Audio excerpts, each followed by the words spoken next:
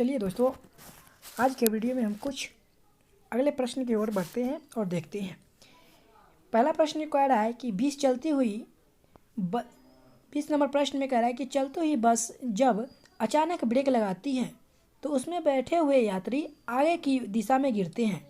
इसको किसके द्वारा समझा जा सकता है? दोस्तों, यहाँ पर मिस्टेक हो चुका है, इसके लिए हम माफ़ी चाहेंगे। चलिए ऑप्शन आते हैं। ए में कह रहा है सापेक्षा सिद्धांत, दूसरा में कह रहा है न्यूटन का पहला नियम, सी नंबर में न्यूटन का दूसरा नियम और डी में कह रहा है न्यूटन का तीसरा नियम। दोस्तों, यह जो है 2011 में प्रश्न पूछा गया है एनडीए में। तो दोस्तों, इसका जो होगा आंसर वह बी नंबर हो जाएगा, न्यूटन का पहला नियम हो जाएगा। चलिए अगले प्रश्न में चलते हैं। 21वें नंबर में कह रहा है कि बल का गुणनफल होता है। ऑप्शन ए में कह रहा है द्रव्यमान और वेग का, बी नंबर में कह रहा है द्रव्यमान और त्वरण का, सी नंबर में कह रहा है भार और वेग का और डी नंबर में कह रहा है भार और त्वरण का। तो दोस्तों, इसका ऑप्शन जो होगा वह बी नंबर हो जाएगा, द्रव्यमान और त्वरण का हो जाएगा। तो बी नंबर आपका ऑप्शन हो जाएगा। अब चलते हैं 22वें नंबर प्रश्न की ओर। 22वें नंबर प्रश्न में कह रहा है कि शरीर का वजन निम्न स्थानों पर किस प्रकार होता है। ऑप्शन ए में कह रहा है शरीर का वजन जो है इस प्रकार है। अब ए में कह रहा है पृथ्वी की सतह पर सभी जगह एक समान होता है। उसके बाद बी नंबर में कह रहा है ध्रुवों पर अधिकतम होता है, सी नंबर में कह रहा है विषुवत रेखा पर अधिकतम होता है, डी नंबर में कह रहा है मैदानों की तुलना में पहाड़ियों पर अधिक होता है। दोस्तों, यह प्रश्न जो है आरआरबी 2006 में पूछा गया है। तो दोस्तों, इसका ऑप्शन भी बी हो जाएगा, यानी ध्रुव पर अधिकतम होता है। अब चलते हैं नेक्स्ट प्रश्न की ओर। तीसरे नंबर प्रश्न में कह रहा है कि किसी मनुष्य का भार पृथ्वी पर यदि 600 न्यूटन है तब चंद्रमा पर क्या होगा उसका भार। तो ऑप्शन ए में कह रहा है 6000 न्यूटन, बी में कह रहा है 60 न्यूटन, सी में कह रहा है 1000 न्यूटन और डी में कह रहा है 100 न्यूटन। दोस्तों, यह प्रश्न जो है मेट्रो रेल यानी 2002 में पूछा गया है। इसका आंसर जो होगा आपको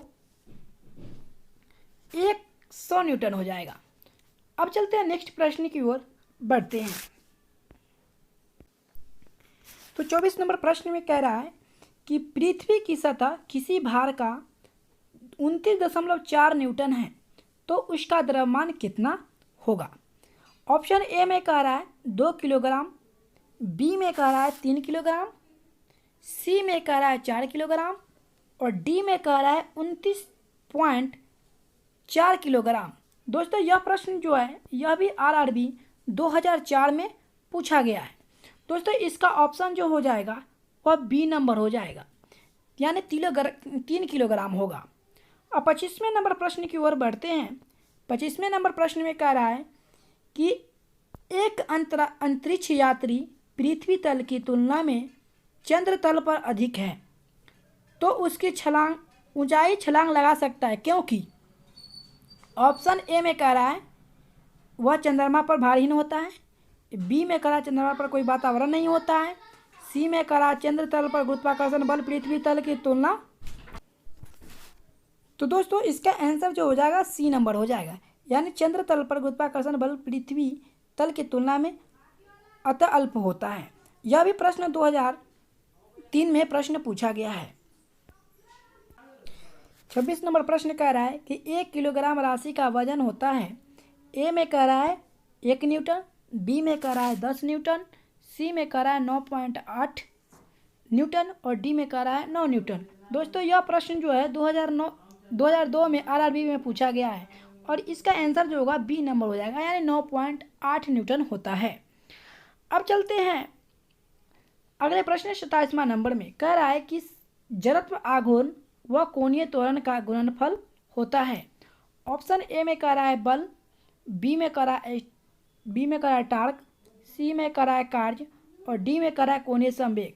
तो दोस्तों, यह भी प्रश्न जो है वह आरआरबी कि 2002 में पूछा गया है और इसका आंसर जो हो जाएगा, तो इसका आंसर जो हो जाएगा वह सी हो जाएगा, यानी कार्य हो जाएगा। अब दोस्तों कुछ इम्पोर्टेंट बातें हैं, इसको हम देख लेते हैं। जैसे भी आप यहाँ देख रहे हैं, यहाँ पर आप देख रहे हैं कि हमारा चैनल जो है रविचंद्रा क्लासेज है।